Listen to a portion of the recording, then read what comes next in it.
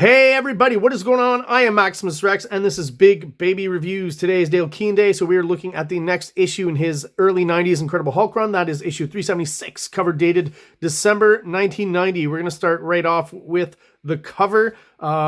Really cool cover, I think. Very dynamic, the kind of thing I've mentioned before that you want to see on a Hulk cover. I'm still, at this point, even, this late in the run with Dale Keown, I'm still getting a bit of a John Byrne vibe. And I do, at this point, think that's mostly due to the inking by Bob McLeod. This is kind of a shifting point here where next issue, 377, I'm going to tell you right away, kind of a penultimate issue. I don't have it. I'm not sure if the inking, or the inker rather, changes next issue or the one after that. I'll talk about that in the next video and be more specific about that. But I do want to mention I do not have, unfortunately, issue 377. It's one of those issues that's really hard to find at a reasonable price, and even just to find. I've looked online and stuff. Not a lot of places carry it, and I'm imagining once I do find it, unless it's a really kind of battered reader copy, which I'm more than willing to take off your hands for a cheaper price. But I think it's a pretty expensive issue. So I'm just at this point, it's one of those things where when I'm doing these and going through my collection, if there's an issue missing here or there, unfortunately, at that point I have to skip over it because I want to, kind of keep things moving along. So, but obviously I'll talk about that, like I said, more in depth next video. So let's focus on this issue here. So to me, this is kind of like just before the shift in the art, although the art in this issue is pretty stellar, and I'll talk about that when I decided to open the book, and that's going to be now. Let's do it. All right, so first of all, great splash page here. Love the composition, that thing, the face in the sky, kind of interesting to have it on the moon. The printing here is still pretty kind of primitive in those early 90s. I've gone into in other reviews with like Wolverine stuff where we've hit 91, 92. The paper quality goes up on some of these comics. I'm not sure if it's on all of them, but I know for sure on Wolverine. And what was the other thing? Tom McFarlane, when he's on Spider-Man, same thing, right? He gets that kind of better quality newsprint paper, which is my favorite paper. This is still fairly thin and cheap. So, I'm sure we're losing a lot of whatever was happening here. However, this was concocted on the moon. But great splash, I think. The truck is just kind of extreme and funny looking in that perspective, but I mean, it works. I don't think you spend too much time on it. And once again, credits Peter David, writer, Dale Keown, penciler, Bob McLeod, inker. And out of my collection, this is the last issue that I've got with Bob McLeod inking. And like I said, next video, I'll talk about that kind of artistic shift that I see there. Joe Rosen, letterer, and Glynis Oliver, colorist. Personality conflict. So if, we've kind of loosely been following the story, and what's happening is all the kind of different versions of the Hulk are inside Bruce Banner's psyche and kind of warring and fighting against themselves, right? So that pretty much brings you up to speed for what's going on here. Rick, we've been introduced. Is it Rick? What's his name? His sidekick. His name eludes me for now, the moment. It'll come back at some point. But yeah, his girlfriend Marlo has been introduced, and that's pretty much what you need to know. Still some pretty solid storytelling on the part of Dale Keown, and I'm starting to see more of the Keown shining through. It's maybe McLeod adjusting to that, right? I still see a bit of Byrne stuff, or stuff that's reminiscent of John Byrne, because I think of the inking now. That's kind of my best theory as to why that is, kind of along this first run on the Hulk for Dale Keown. But something like this here, I really feel, the inkers maybe settling in a bit and getting used to his style, thinning out the line, making the lines a bit thinner and finer. Maybe you resisted that again because of that print quality where you do lose some of the kind of finer lines you can kind of see here. Hopefully on the camera that's picking that up, where like these fine lines, if you widescreen it, are just kind of fizzled out. I know what he did there, and I'm sure in the original art it's a lot clearer and tighter. But yeah, good stuff here. Good storytelling. Still not in any way settled into like the splash page kind of image style. Some great backgrounds here too, kind of reminiscent of, I don't know, to me it reminds me of Star Wars a bit, Darth Vader-ish. Interesting. But I mean, we've talked about this up to this point, Dale Keown always being a solid illustrator, even from the beginning, even on Dragon Ring. And there's some things in here when I get to it that I'll talk about that remind me of Dragon Ring, actually. It's like he's bringing that energy back a bit. If you don't know about Dragon Ring, I've reviewed those issues, earlier on the Dale Keown kind of timeline, so you can check those out on my channel. This guy here, I don't think that's Dale Keown. I think the inking, or the inker, Bob McLeod, kind of made this panel look very Kirby-ish. I guess because maybe it had that vibe a little bit, but to me, this panel here is in the inking, in the hand, and this character, the way the lines are kind of inked, it's slightly, well, very reminiscent of Jack Kirby. And I feel like that's more the inker's doing than Dale Keown right there. All of the storytelling is great, and he's starting to kind of push it as well, like most of the image artists when they were at Marvel and their run where they were becoming more popular. Starting to do kind of crazier layouts and stuff, right? We're moving further and further away from what I talked about as the Jim Shooter kind of effect and the Jim Shooter edicts on how, storytelling should happen. So it's like you feel all these artists that I'm doing their runs on my reviews. When they're at Marvel, you start seeing them kind of free up and push things and try different things.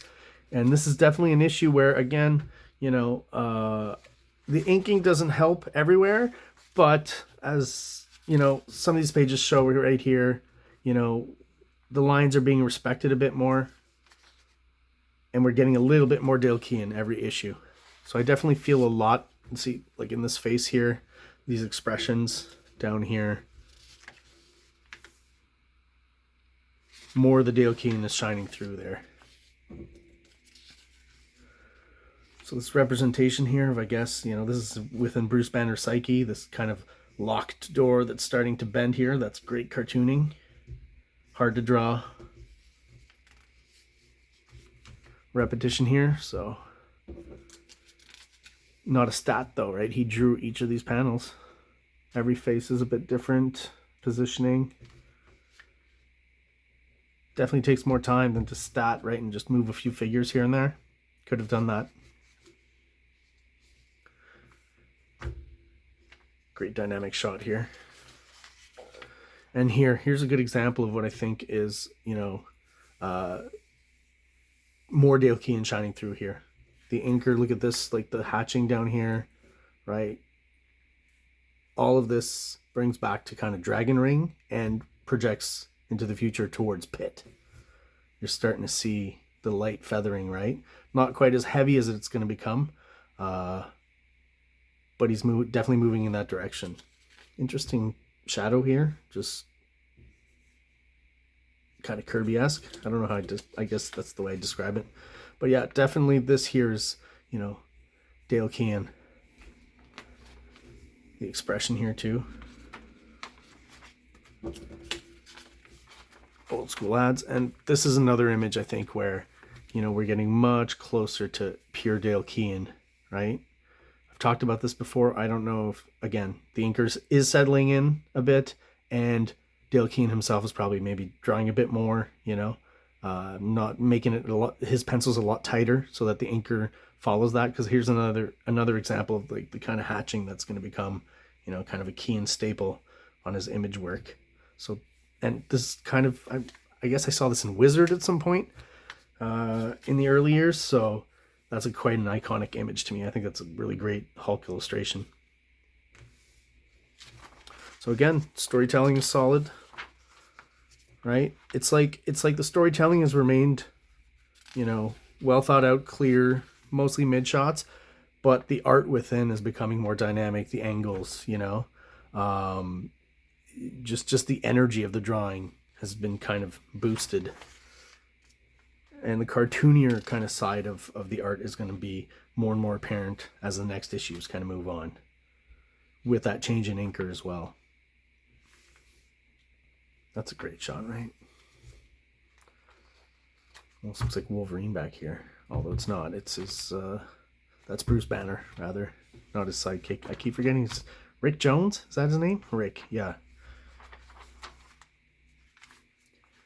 So, we've got the Hulk psyches fighting each other and kind of, inside the mind of Bruce Banner. And then you've got the kind of physical manifestation in the real world of those warring elements of his psyche and the different versions of the Hulk strangling himself.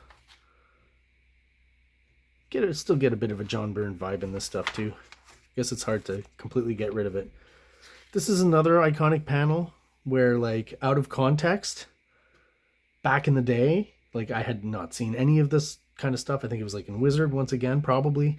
And just this image out of context, I was like, what? Dale Keown drew that? Such a weird image out of context to show someone, to represent someone's art. So I was like, what is going on? Everything looked kind of off model to me, I guess, is how I describe it.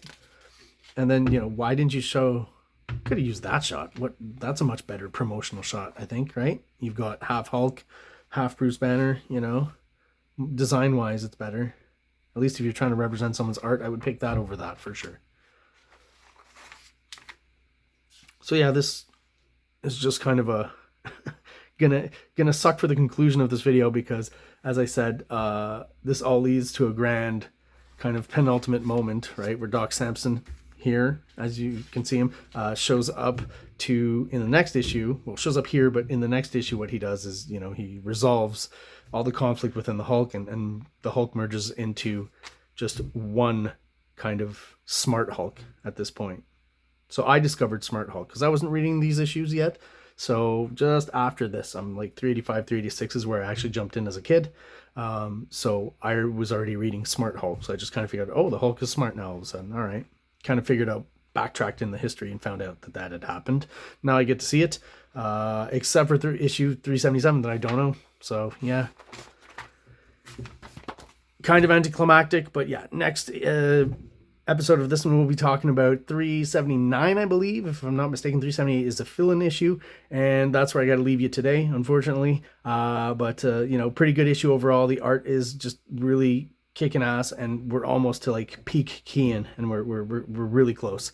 So thank you for watching. I really appreciate it. Subscribe if you haven't yet, and hope everyone out there has an awesome day. Like, subscribe, like, subscribe.